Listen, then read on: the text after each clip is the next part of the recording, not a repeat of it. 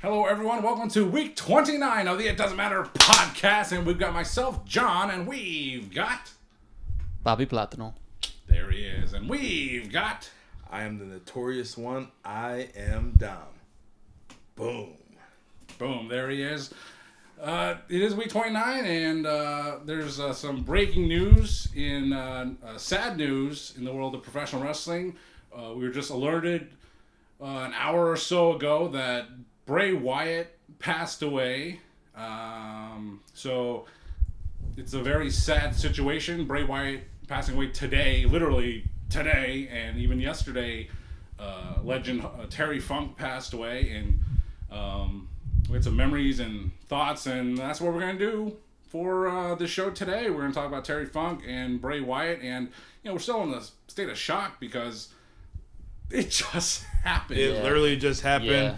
Our original plan was for this episode 29, to be all things CM Punk, but we're all distraught right now, and like my hat said, wrestling is forever, and this is all about right now. So this episode is dedicated to the family of Terry Funk and Bray Wyatt, and if we get to it, we're gonna talk a little about CM Punk. So here we go, guys.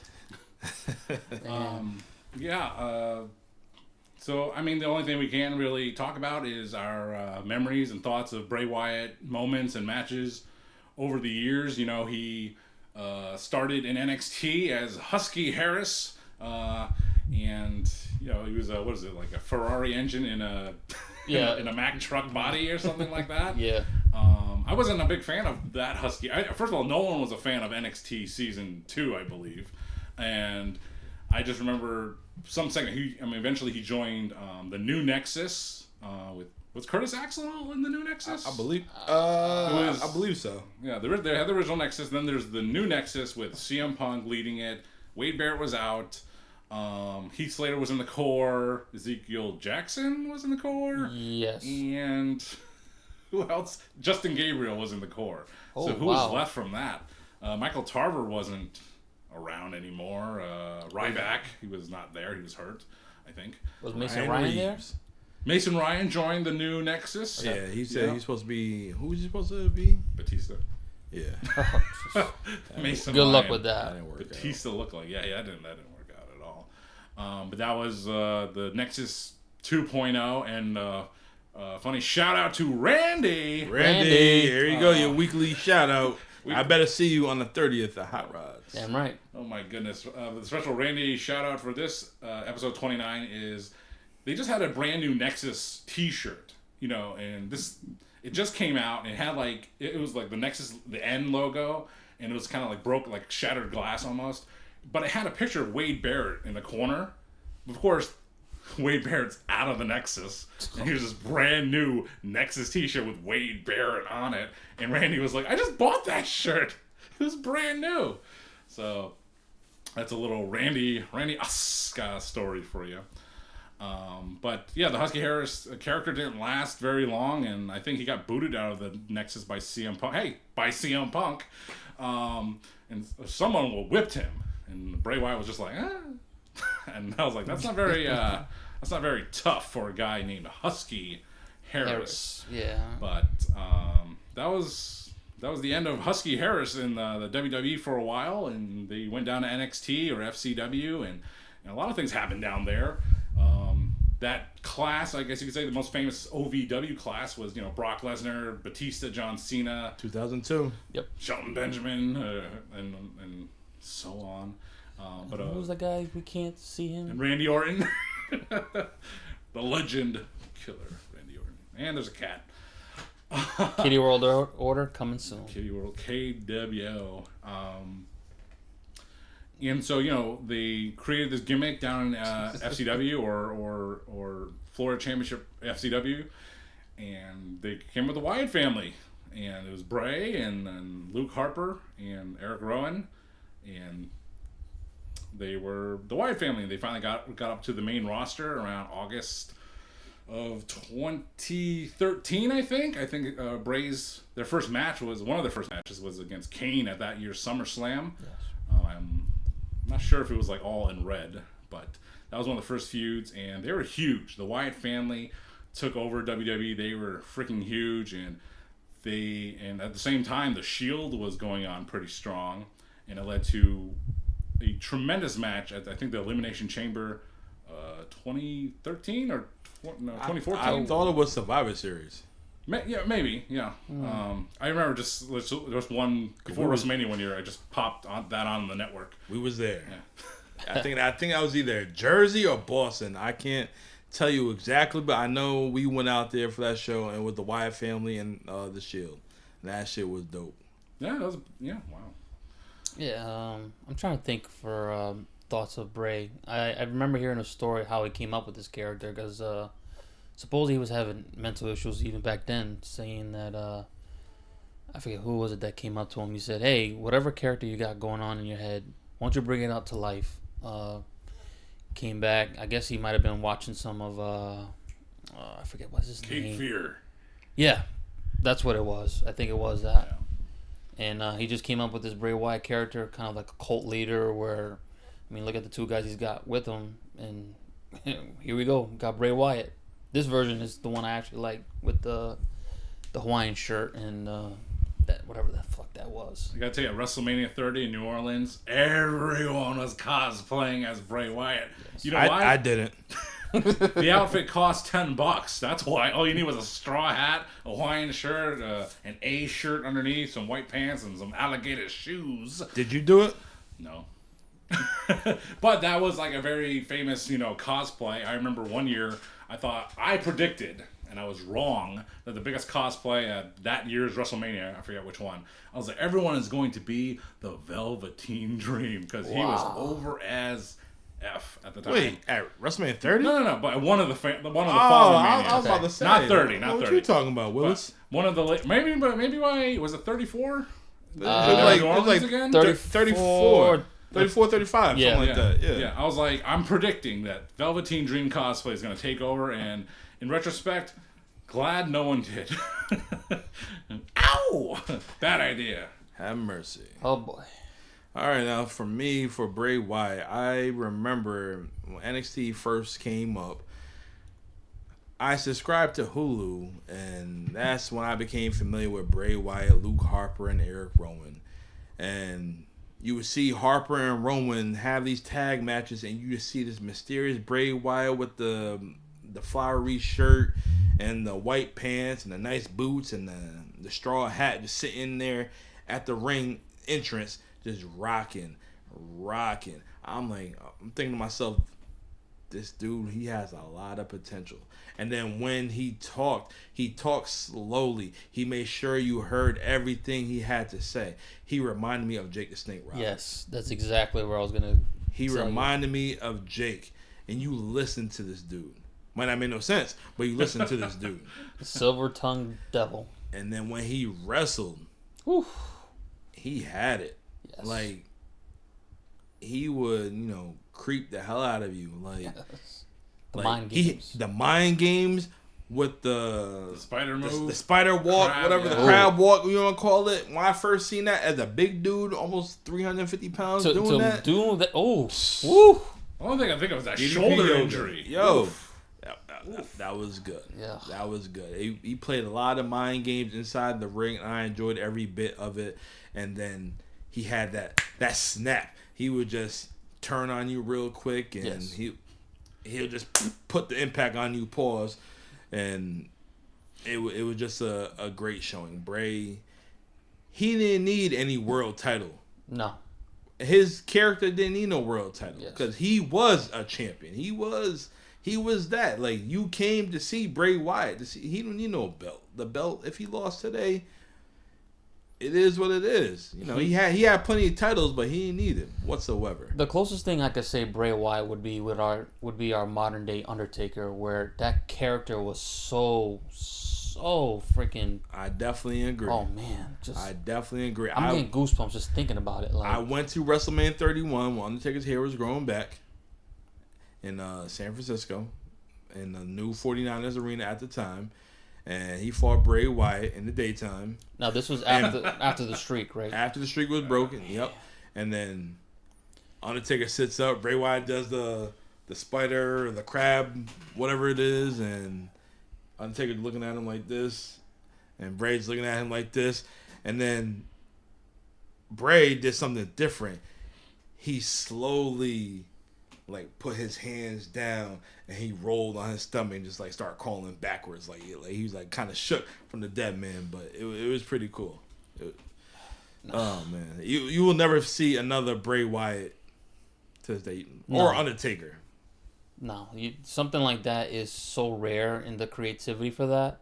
Your mind's really got to go there. I'm sorry to say, I know he's had what I heard, mental issues and stuff like that, but that creativity that he had for that character, second to none. You'll never find somebody like that. And do you remember? I think one of his last showings on Monday Night Raw or SmackDown, wherever show it was, I think it was Raw, when the Undertaker was getting ready to chokeslam a famous, or soon to be famous, LA Knight. Yeah.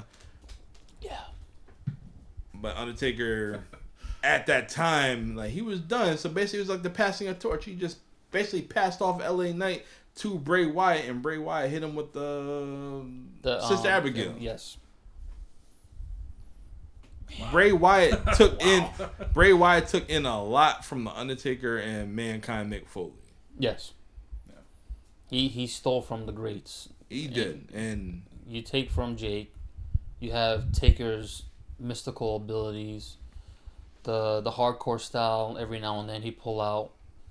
Just you cannot recreate another Bray Wyatt or another Cat. Yeah. Cat. I know.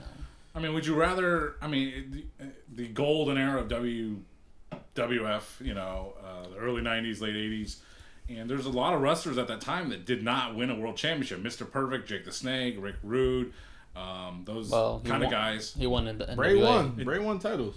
Right, but talking about a point made earlier, where Bray Wyatt didn't need a world title, but he did have one, but he didn't need a world title. He didn't need it, but yes. Yeah. Would you rather be a more infamous character like a Bray, like an Undertaker, and never win a world title, or have a record of winning a lot of world titles? You want to answer this or me?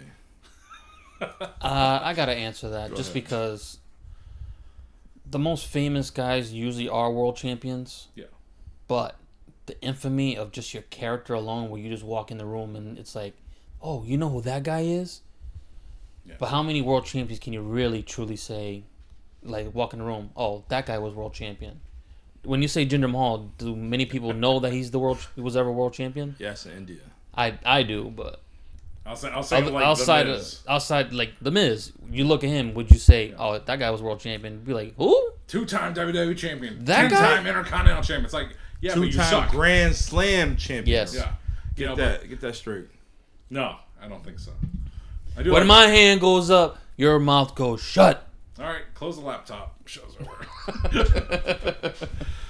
All right, but honestly, if Bray never won the title, you will know his name. Yes. You want to know why? Because he got the whole world in his hand. He got the whole wide world in his hand. He got the whole world in his hand. He got the whole wide world in his hand. Oh man, that was so over at WrestleMania 30. Ooh. Holy smokes! That Wyatt family music is very signature, one of the great wrestling themes of all time, and people eventually it evolved into people holding up their cell phone lights, and, swaying it, but for a period of time, people were clapping along to the song, which I liked more, because then when people were waving their cell phones and it was a great visual. The Firefly, it was a great visual, but it was silent. Yeah, I like the random clapping, and it was like an awkward clap to it. Because there's always someone who doesn't know what the hell they're doing. A little bit. They just happy to be a part. That's I know. It's kind of like Stone Cold when he faced Kevin Owens at Mania, and he was stomping Kevin Owens in the corner, stomping a mud hole in him and walking it dry. People were counting 1, 2. It's like, you're supposed to go what? What? Yeah. What? I And remember. Austin was like, you guys even know what you're doing? Whatever. And he kept stopping. 2, 3, 4. It's like, that's not... Anyway, whatever. I know. New fans. But yeah, so, famous matches and feuds, the the Wyatt family as a whole facing the Shield at one of those pay-per-views and facing John Cena at WrestleMania. I mean, Bray Wyatt was really hot at the time. And even before that, he was feuding with Daniel Bryan. They had a Royal Rumble. Bringing Daniel Bryan into the Wyatt family. I think it was like 2014. That was real good. That was prior to the WrestleMania. Yeah, before WrestleMania. Yeah. And one of the most famous matches was Daniel Bryan in a steel cage against Bray Wyatt in Providence, Rhode Island. Monday Night Raw, right? Yep. Yeah. Yeah, I remember that was one. a good ass match. I wasn't there. Wow. I didn't go to that one. Slacking. Yeah, slacking low. I also missed at the Dunkin' Donuts Center in Providence, Rhode Island. Eddie Guerrero and JBL in the steel cage. Ooh. Man, what's up with steel cages in the Dunkin' Donuts Center, man? Hey. Which is not even... I was surprised when the Dunkin' Donuts Center lost its name. It became something else, something less memorable, but... It's not the Dunk no more? Nope. That's a story for another day. It's like the... It doesn't matter. It doesn't matter. But Bray had that feud with John Cena, and John Cena beat him at WrestleMania 30. It does become a little bit of a blur for me for the rest of his time until the next year's Mania with The Undertaker. And things just kind of fell apart for the Wyatt family. They kind of separated, went their own ways. Eric Rowan got on his own singles push. Luke Harper got a singles push. He became Intercontinental Champion. But they reunited at WrestleMania 32 in Dallas with the new guy, Braun Strowman, because Luke Harper was injured. It was Braun Strowman, Eric Rowan, and Bray Wyatt, and they confronted the most electrifying man in sports entertainment today. All entertainment. Get that right, John. Only to lose in 3 seconds. I'm an OG, pal. WWFE. Sorry, Brody. But yeah, so it was one of my favorite matches at WrestleMania history. Is The Rock versus Eric Rowan in a 3-second match. Was it Eric Rowan or was it No, Luke? no, they don't. No, Luke was hurt. Okay. They at that point It was Roman. Roman took the rock bottom. they kept getting Okay. injured a lot, so they were never together as a whole at the same time for a while.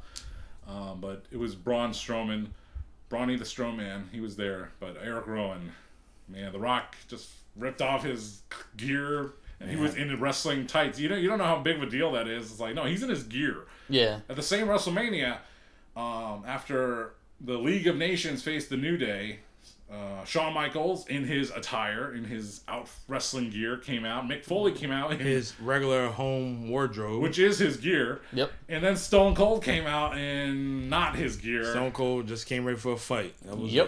it. According to Shawn Michaels, he thought they were all in agreement that they'd show up in wrestling attire. Stone Cold Cold wasn't failed. Yeah, Nah. he wasn't gonna show up in no trunks. Come on. Yeah, Nah. but Shawn Michaels, granted, he had the pants. Yeah, the up pants to his outfit, fucking so. nipples.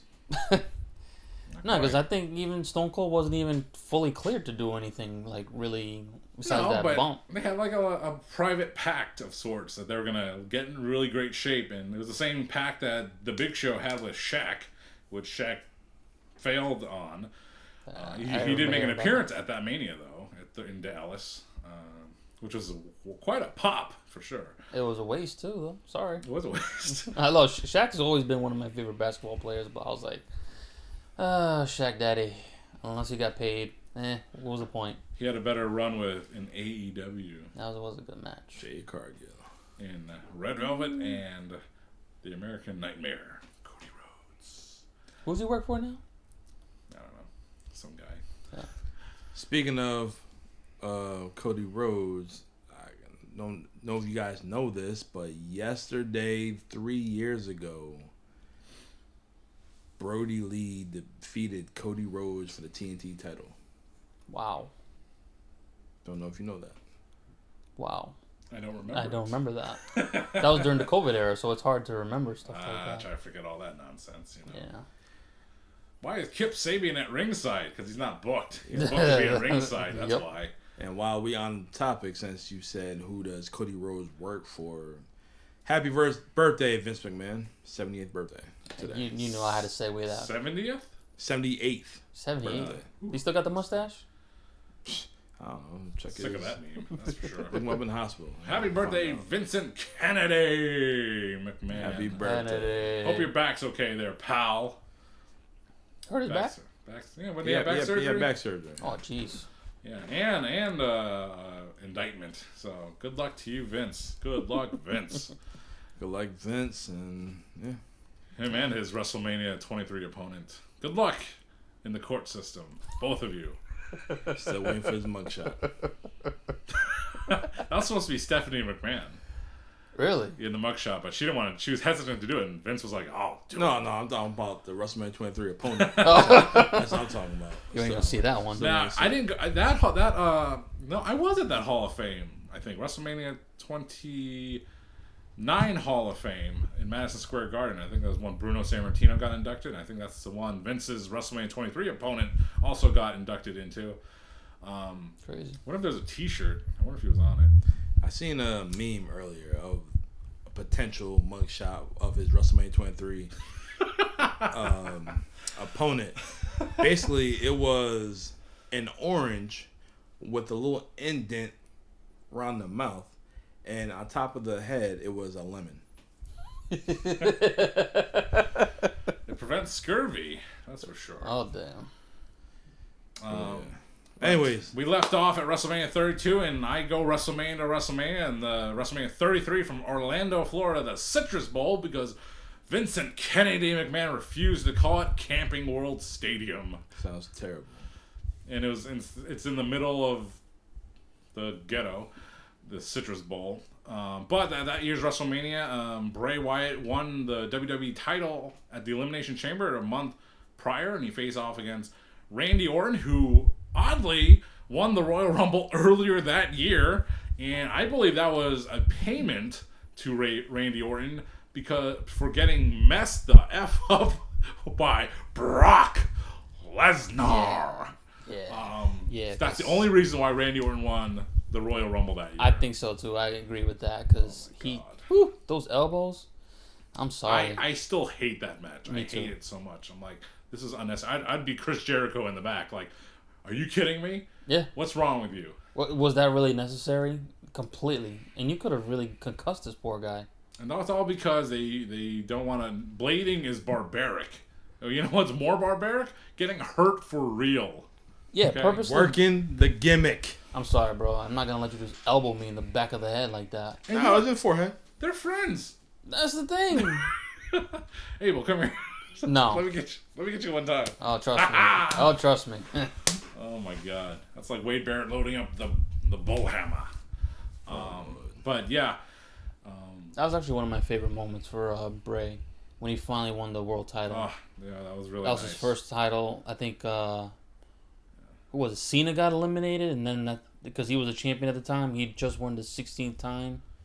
It was just to get him another notch. Yeah.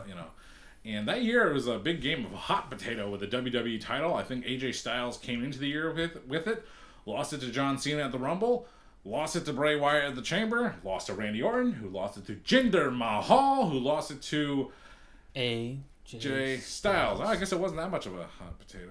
AJ Styles, yeah. Was it AJ Styles that got it back, or was it Bryan Danielson? No, AJ Styles had it for like a year, and then he lost it to Daniel Bryan the next year. Crazy times. Crazy times being a WWE fan.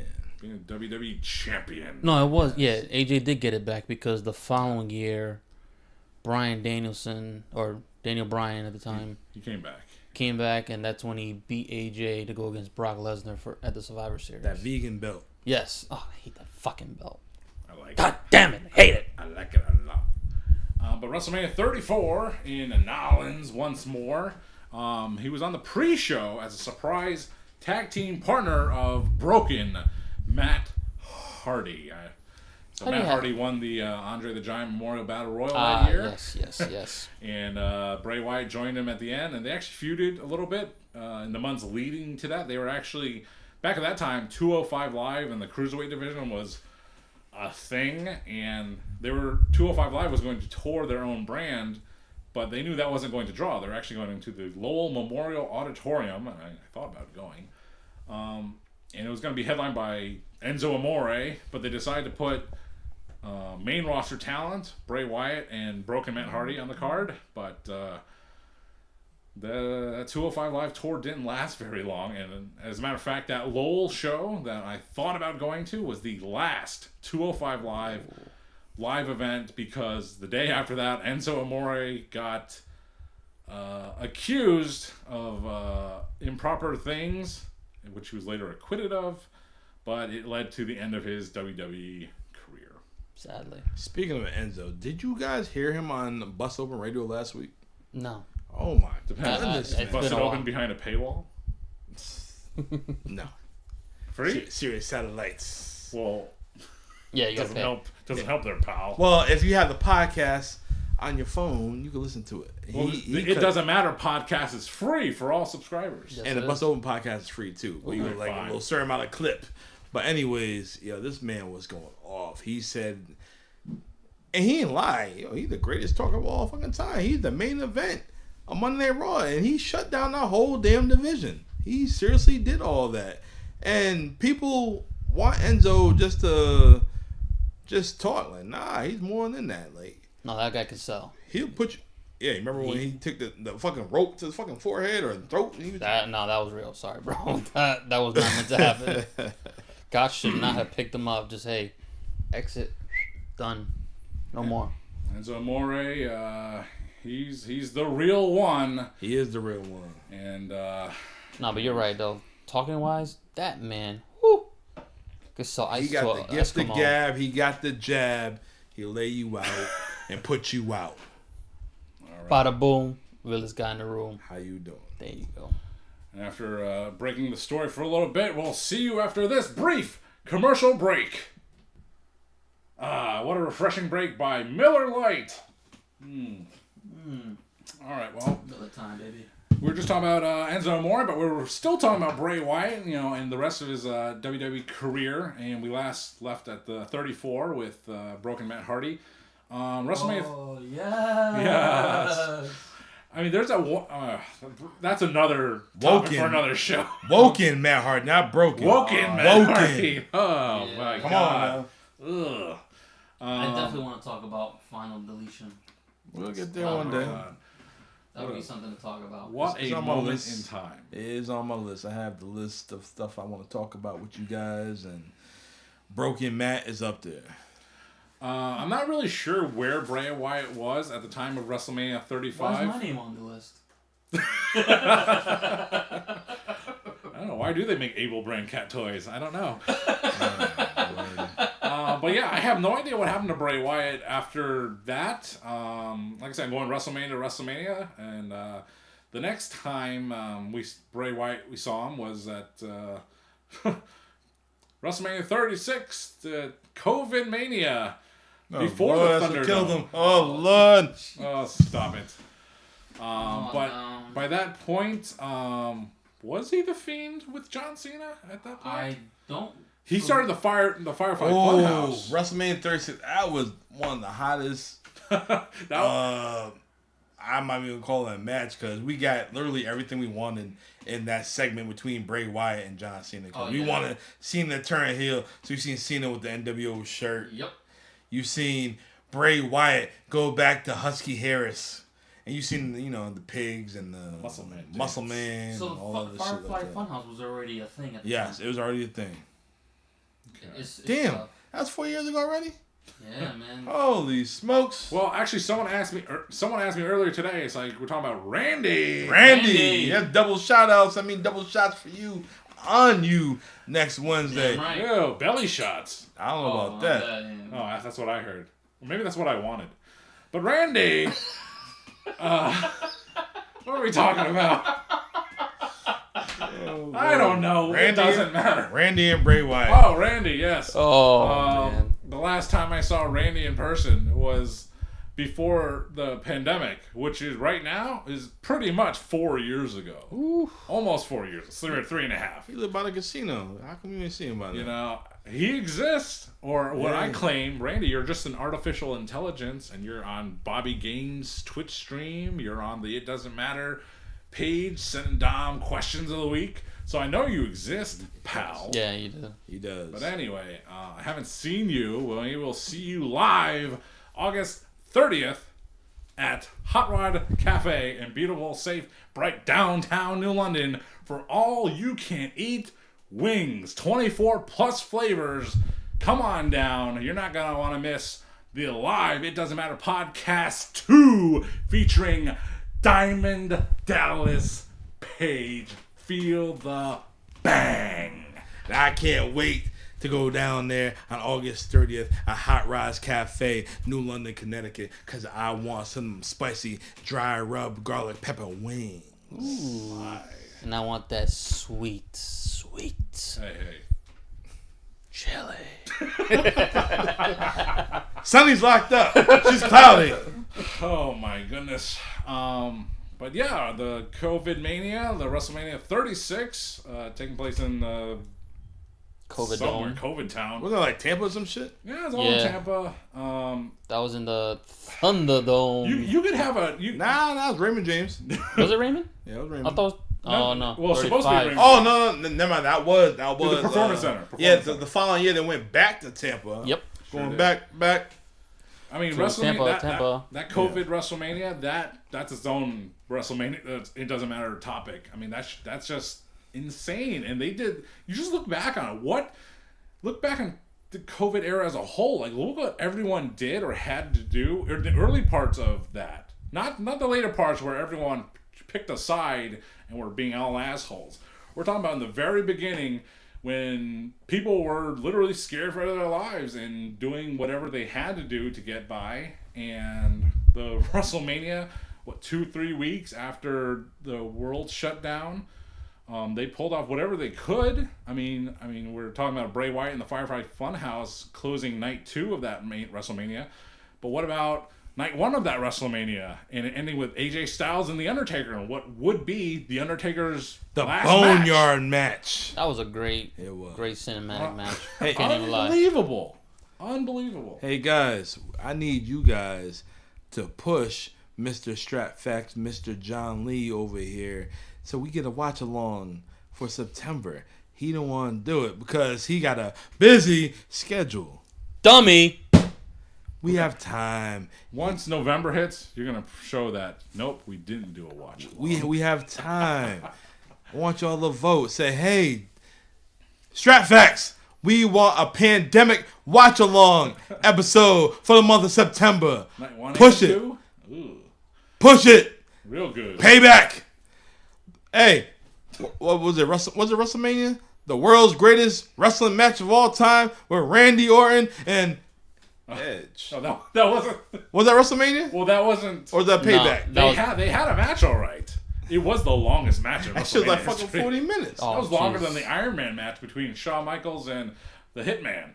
Okay, it went on forever. Like our upcoming topic, Terry Funk, forever. But we'll get into you. We are getting to Funk. But yeah, Bray Wyatt versus John Cena in this match, a crowd at home pleasing match. And 36-37, they went to Tampa, the Raymond James Stadium for real, and Bray Wyatt as the Fiend, allegedly, facing off against Randy Orton in the opening match of night 1, I believe. And questions abound whether that actually was Bray Wyatt as the burnt Fiend. Remember, he got burnt, right?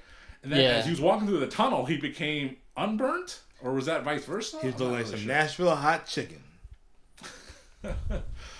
I mean, I don't remember a lot about that match, but I think it had a clean finish and it didn't go on forever, and I liked it. So Randy Orton is a 2-time beater of worlds of beating Bray Wyatt at WrestleMania.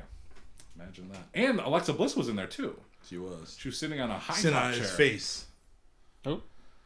Vote for that, guys. So that was 36, 37, 38. That was Dallas again? What was that? Raymond James? It was Raymond James. It was the Full Sail Raymond James Dallas. Dallas, okay. And then L.A. Right. Okay. Yeah. So So 38 was Dallas. So Bray wasn't at Dallas. I don't know. No. Was he? No. No, he wasn't there. No. Because did he get fired? Was he gone? Yeah, they let him go. Unfortunately, Yeah, they brought him during the back. whole layoff crap, which made no sense to me. And Furloughs. Come on now, a guy like that, you don't let him go. They brought him during the Triple H era, when Triple H, for the first time, taking over once Vince McMahon was ousted from the company last summer. Triple H brought back everyone. Karrion Kross. Boo. How's he doing? TikTok, your time. People. He brought back people that weren't signed to AEW. And one of those people was Bray Wyatt, and he came back. He was doing a new gimmick. He wasn't the Fiend anymore. And he brought this new character with him, Uncle Howdy. And there was a infamous match of the Royal Rumble this year, the Mountain Dew Pitch Black match. And, oh boy. Who do you fight? L.A. Knight. Yeah. So, looking at that match, I can't prove this, but I swear at that time, it was like, this is terrible for LA Knight. Yeah. This is bad. It's going to ruin his career.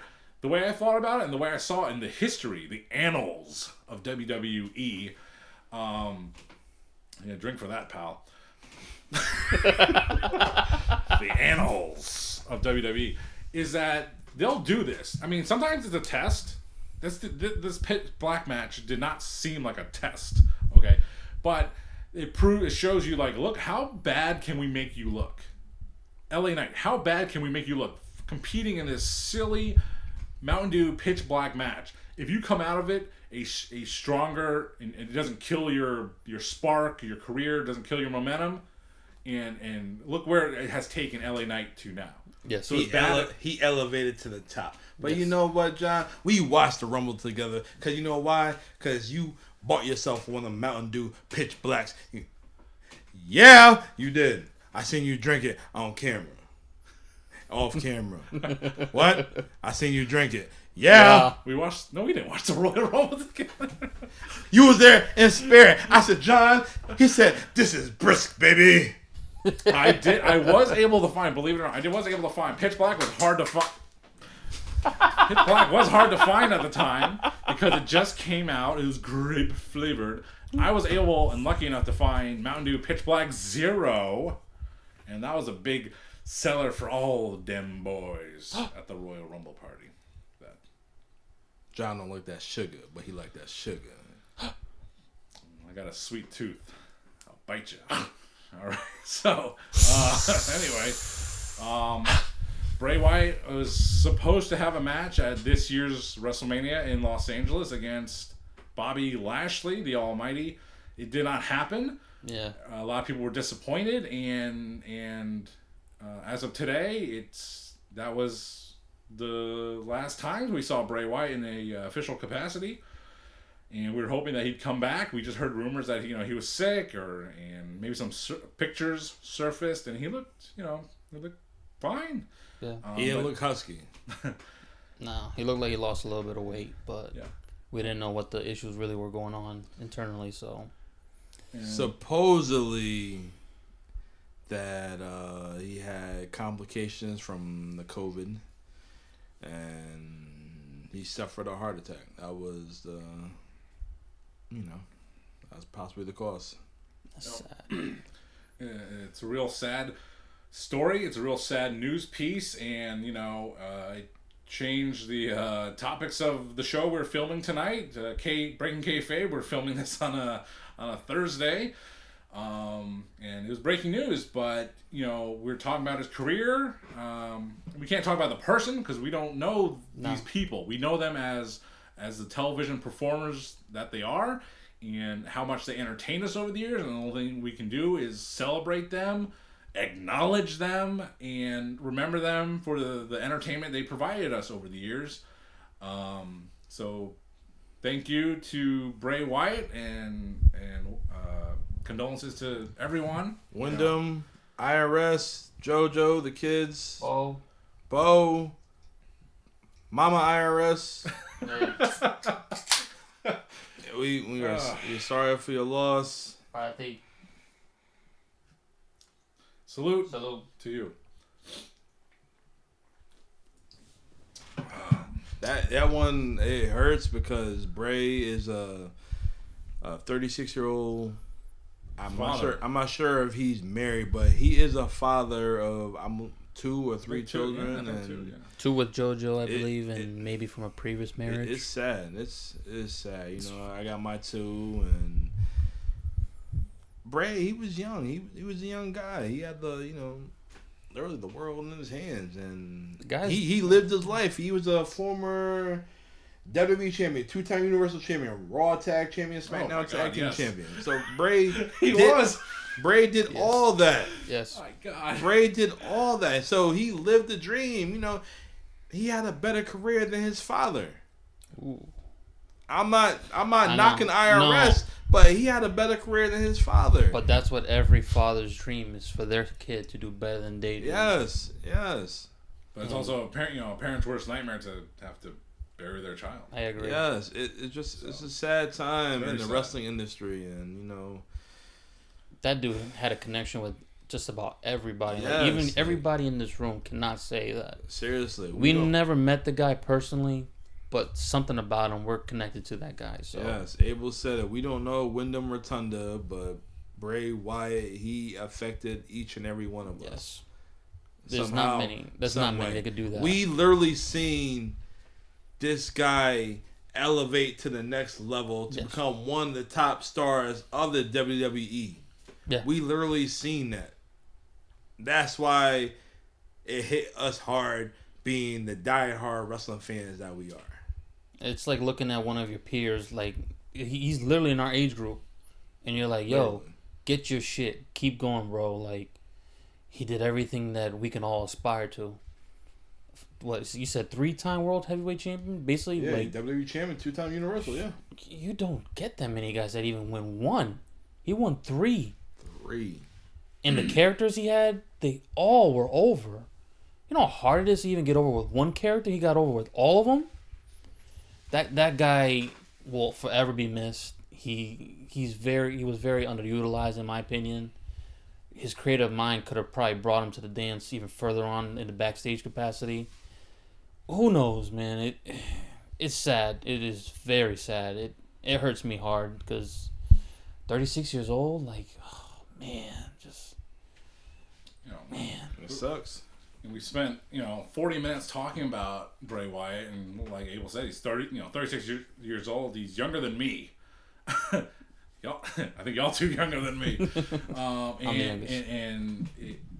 It's just very sad for someone in my position. It's like I said, someone younger than me and who had such a wild and crazy successful career, and it's just a lesson to live a good life, do the best you can, plan ahead for the future, but also don't forget to live in the present and take every day as a gift, So, Bray Wyatt, Wyndham Rotunda. Yeah, baby. Salud, amigo. This one's for you. But the news doesn't get better here because also this week, yesterday, Wednesday or Tuesday, wrestling legend Terry Funk passed away at the age of 78. Yeah, 78 or 79 years old. 79. He was born June 30th, 1944, and passed away August 23rd. Jeez. Terry Funk. Terry Funk, just one of the all-time legends in the professional wrestling industry. His career has gone all over the place. Like, hey, he's an old guy, all right? Let's face facts here. He's an old guy. He's been around the business a long time. For my wrestling fandom, I can only trace as far back as the Hulk Hogan era, from like 84 on. Hey, that's when I was born too.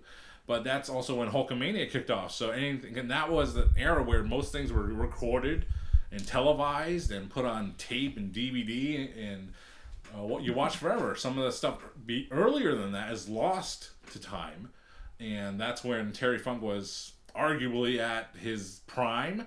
But Terry Funk had many primes in pro wrestling throughout the years. He did.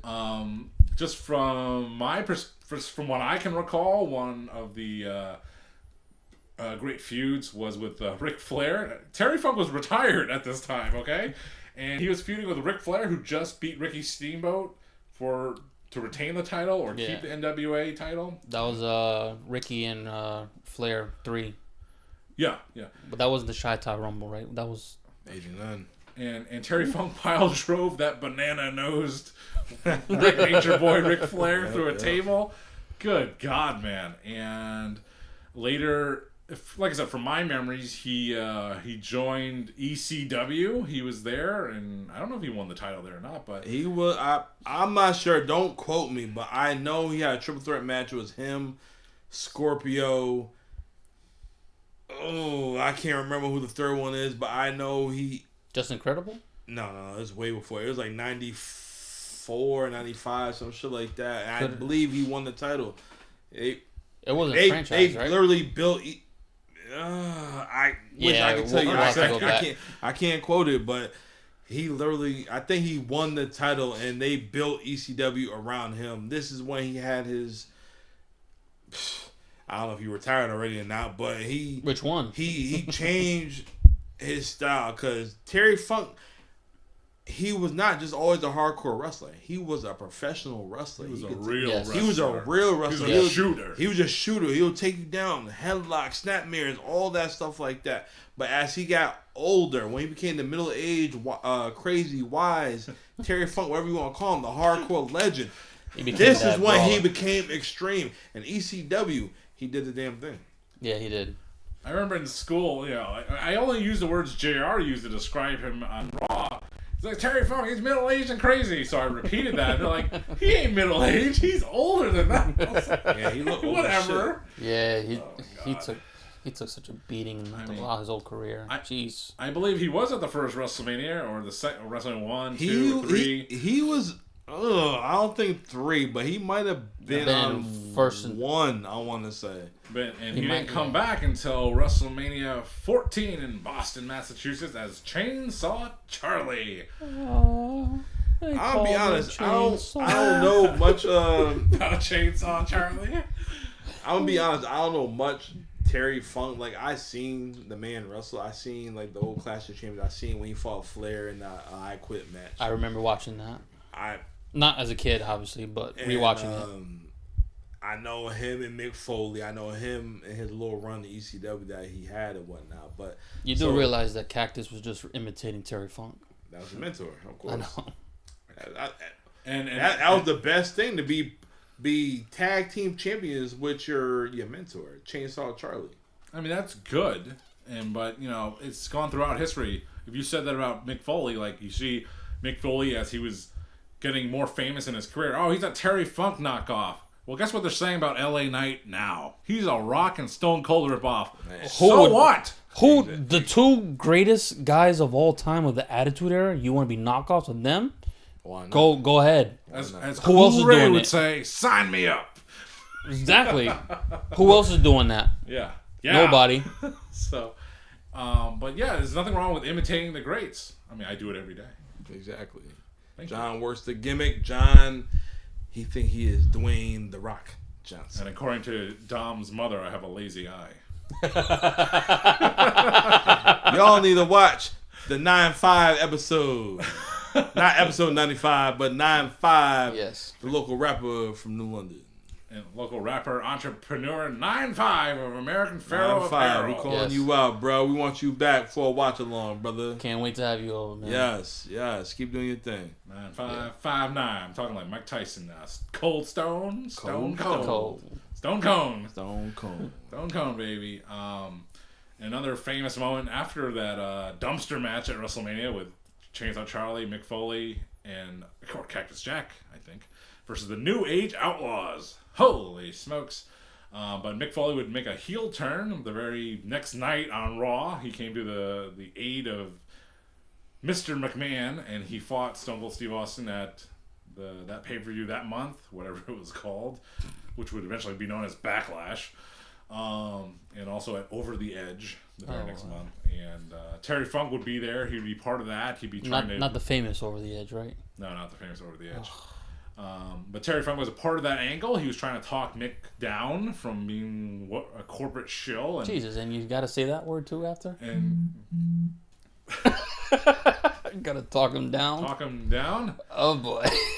Listen, pal. He didn't talk him down at the King of the Ring 1998 when he was also there when Mick Foley fell or was chokeslammed through the cage by The Undertaker. God. That was just, ugh. Stay down, Mick. Stay down. Stay down. Stay down. One of his another top moments was Mick Foley. He got chokeslammed off the Hell in a Cell, and then Foley. All right, when he liked it. When Terry Funk just seen his man just go through, and he went into the fucking cage, cell, whatever, and Undertaker just chokeslammed him too, and Terry's shoes off, Mick Foley's shoes, all over the fucking place. It was a wild time. It was a wild time. That match, we're gonna talk about that down the road in a few months. We will in June. Oh my! Next year.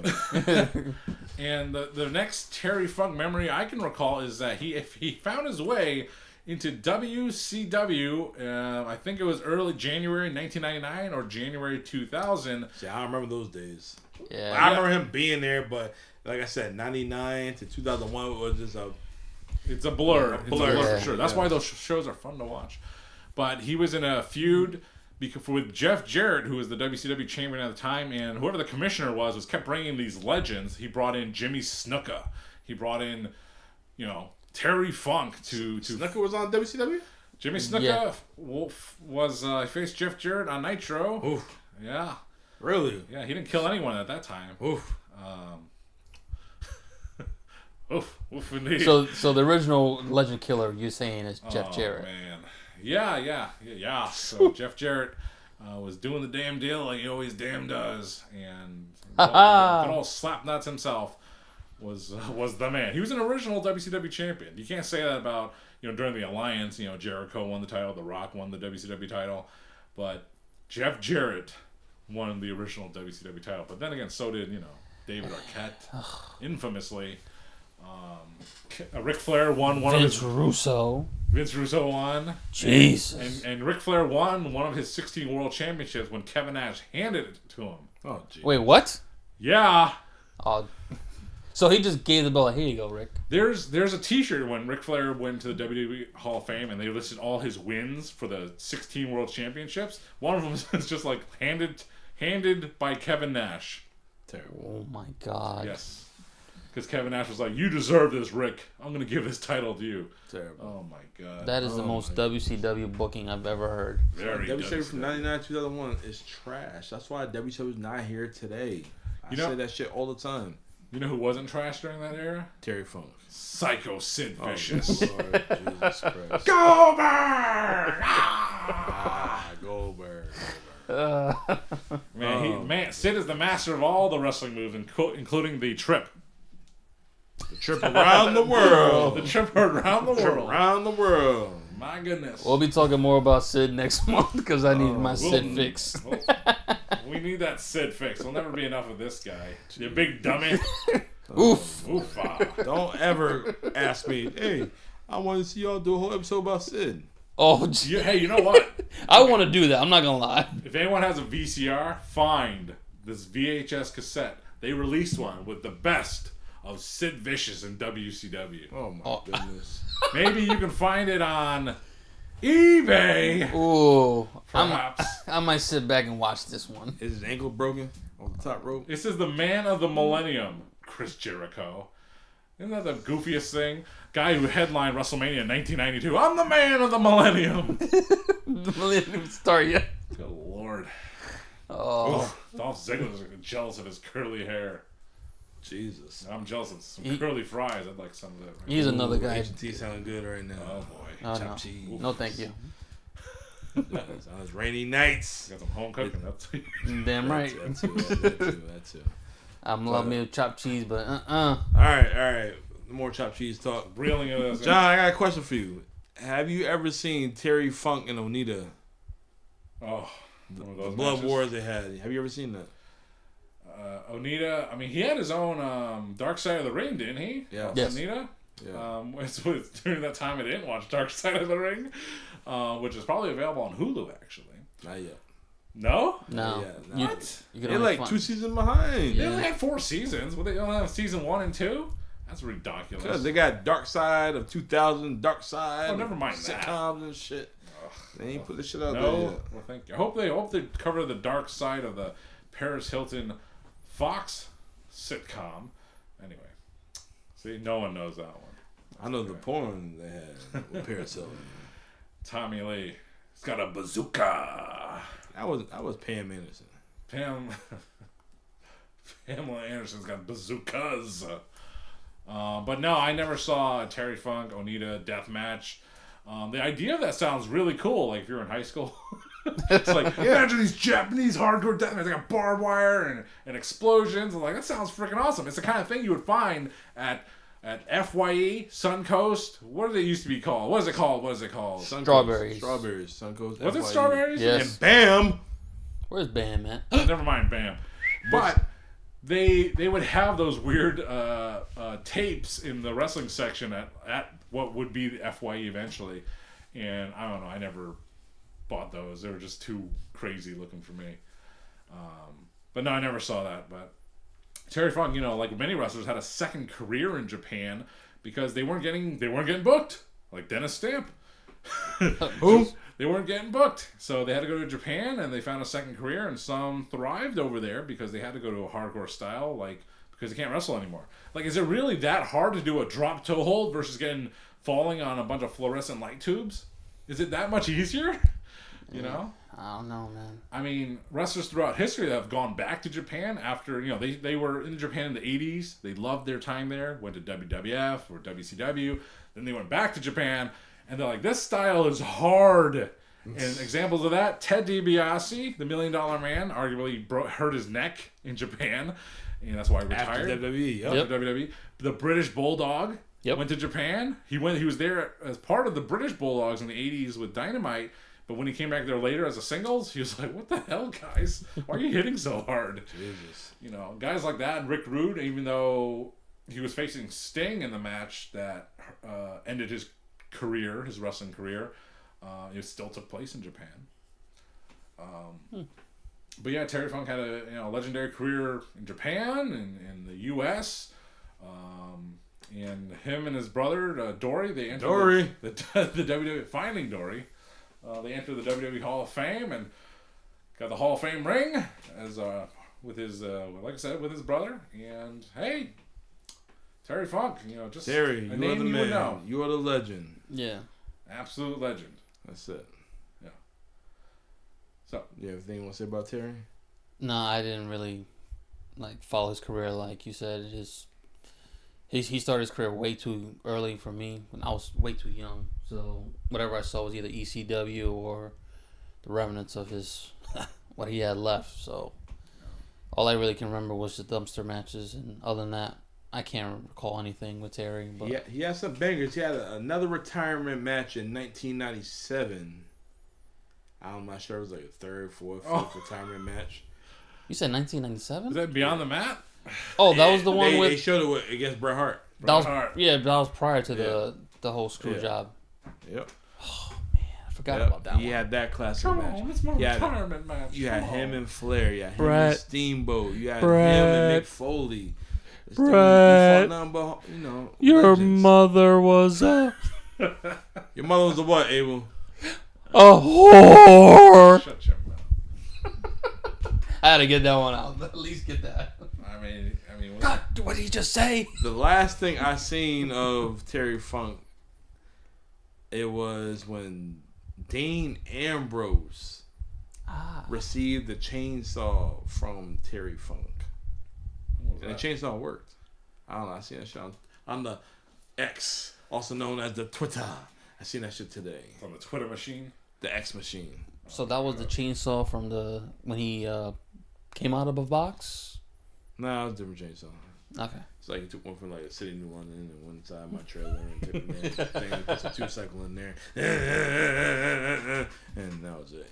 and then just disappeared. And said, never Chainsaw The Charlie. best chainsaw action I ever seen was the movie American Psycho with Christian Bale. This motherfucker was butt ass naked, and he's standing on the stairs with some white New Balances or some fucking shoes. I know. Just dangling the fucking chainsaw like this. The chick going down the stairs, and he just fucking dropped the chainsaw. We always gotta enter a movie into our talk for some reason. Chainsaw. There's a saying that I can't think of. And, Bang, bang. I guess we'll. You know, Batman actually killed Joker in that movie. Yeah, he bitch slapped him a couple times. You know, here's a quote: "You die a hero, or you live long enough to be a villain." Yeah. So Yes. that's reverse in Christian Bale's career. Basically, yeah, he was the He villain. became the Batman. When he was trying to bite that chick in American Psycho. Good You movie. ever see that movie Heat? That was a good movie. Yeah. Yes. And the, We ain't talking about the one with Sandra Bullock, right? You talking No. about the old school shit? with Robert De Niro. Yes. Yes. It's one of my brother-in-law's favorite movies, and we tried to like watch it one night, and we're like, it's not on any streaming platform at that time. It was ridiculous. But that guy, the character, the Wayne Grow, the guy that looked like, anyway, he was the villain in that movie, and he was with a lady of the night, and She was a whore. he just freaking killed her after. Ugh. Anyway. Yes. But yep. That was Terry Funk. So salute to Terry Funk, legendary career in the world of professional wrestling for you. Salute. But as we're winding down here, as Chris Jericho would say on his podcast, we met. Our original topic for today was CM Punk, and we can As we talk. drink all this beer. as we drink. Yep. But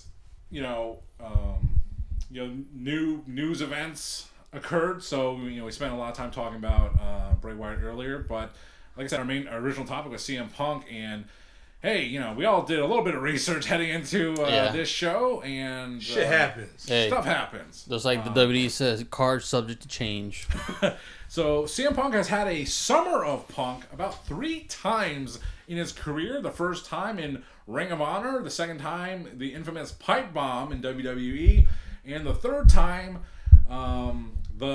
what do they call it? The first dance, the first rampage for the AEW, first dance. Yes. where he wasn't advertised, but everyone knew that CM Punk was going to make his return or debut in AEW. So that was the third summer of Punk. Yeah, I remember listening to Busted Open that day. Tony Khan was like, I know the fans are asking what they want.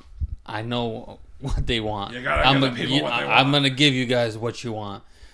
Tune in to what the hell was it at that time? Rampage? So many damn shows now. Shit. Yeah, but Tony Khan can always have a big announcement. It ends up being the former guy in NXT known as Two Dimes. Exactly. Yeah, please don't. Didn't know who he was either. So, CM Punk. We'll get into the summer of Punk's probably in a later episode. Who knows? But it doesn't matter. You know what I'm saying? But I did watch briefly. I was around for the original Ring of Honor CM Punk. We Summer all of were. Punk. Oh yeah. Yeah. Go ahead, Dom. Tell me about the Ring of Honor Summer of Punk. CM Punk was the hottest thing in Ring of Honor. This man fought the likes of James Gibson. He fought... Who? James Gibson is Jamie Noble. Yeah, Ooh. he's the redneck messiah, Jamie by God Noble. Yes. And he was a young dragon. Come on, baby. Come on, baby. Hi, We're going to get him. yeah. We're going to get him. Come on. He Come on, baby. Also, all right, long story short, he had a trilogy with a guy he's going to face at AEW All In. By the time the show airs, the match is going to be over and done with Samoa Joe. And this is the reason why he became hot. This is the reason why WWE put him on his radar. So after he had his trilogy with Samoa Joe, this man got the offer from WWE. He received a contract. As he was the Ring of Honor champion, he started wearing suits, and then he took the contract and he signed it on the Ring of Honor title. Ooh.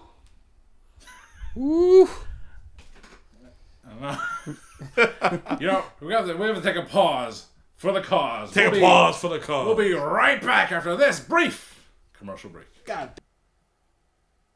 All right, so we left off with CM Punk signing his WWE contract on the Ring of Honor Championship, a very heat-making moment, unless you're a smart fan cheering him on during that point in time. That was you, John. I know that was you. You shut your mouth.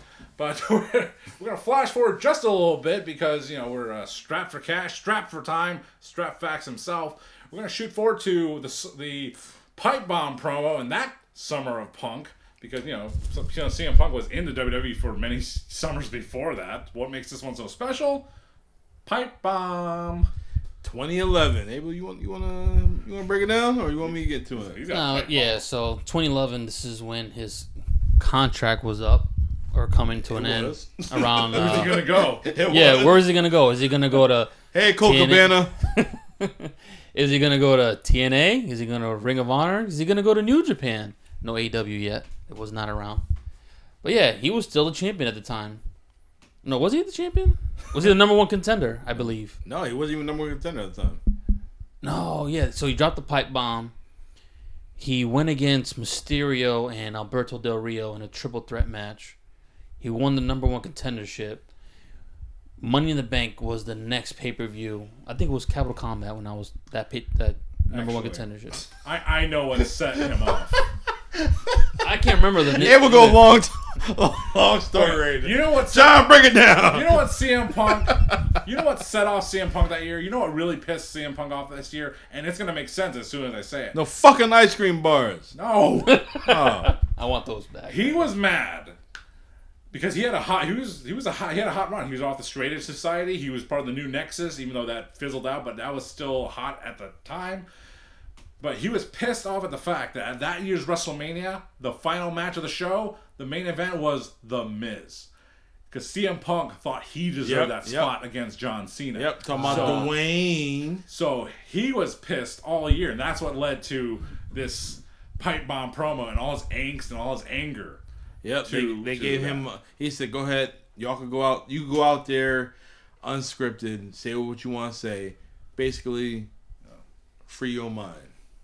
I mean, it's a very legendary part of professional wrestling history, and it was really cool at the time, and it's very, like, that summer of 2011, I remember it very well, because that's when I started listening to podcasts. That's when it blew up for me. That's when I started listening to podcasts, is that summer, summer of Punk. You a Dave Meltzer guy.